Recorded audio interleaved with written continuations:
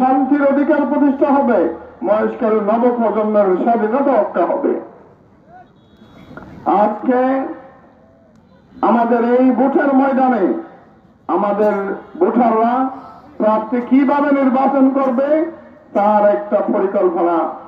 আমাদের বাজারের মধ্যে কেউ কেউ প্রার্থী নির্বাচনে ভোটের ময়দানে ইসলামকে প্রাধান্য দিবেন। যদি ইসলামকে প্রাধান্য দেন, সেখানে আমার যে দুই দল প্রতিদ্বন্দ্বী আছে তাদেরকে সমর্থনের কোন সুযোগ নাই। কারণ ওরা স্পষ্টভাবে ঘোষণা করেছে, আমরা শরিয়া আইনে বিশ্বাস করি না, আমরা শরিয়া আইন বাস্তবায়ন করব না। যাদের ঘোষণা শরিয়াকে বিশ্বাস করে না, শরিয়াকে বাস্তবায়ন করে না, তাদের পক্ষে কোন মানুষ, কোন মুসলমান সমর্থন করতে পারে না।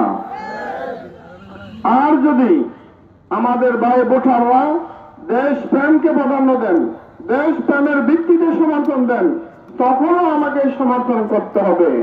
কারণ আমাদের প্রতিদ্বন্দ্বী একটা দল ইন্ডিয়ার কাছে মুচলেখা দিয়ে, ইন্ডিয়ার কাছে বাংলাদেশি স্বার্থ জলাঞ্জলি দিয়ে, সামনে ইন্ডিয়াকে সর্বক্ষেত্রে প্রাধান্য দিয়ে আর চুক্তিবদ্ধ হয়ে ভোটের ময়দানে এসেছে।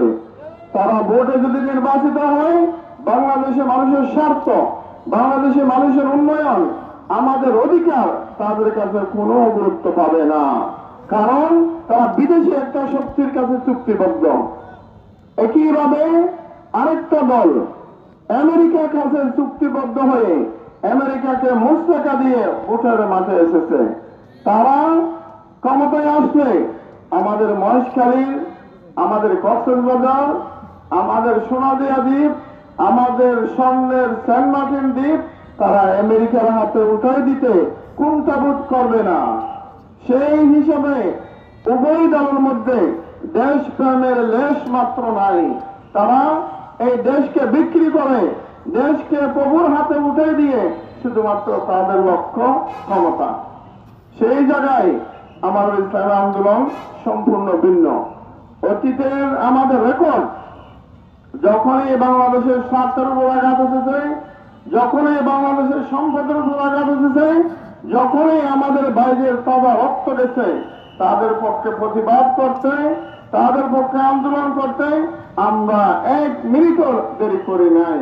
কারণ আমাদের কাছে দেশপ্রেম সর্বোচ্চ। আর যদি আমাদের এই দেশ বারবার দুর্নীতিতে বাধাগ্রস্ত হয়েছে, দুর্নীতির কারণে আমরা পিছিয়ে পড়েছি, যদি এইবার বাংলাদেশকে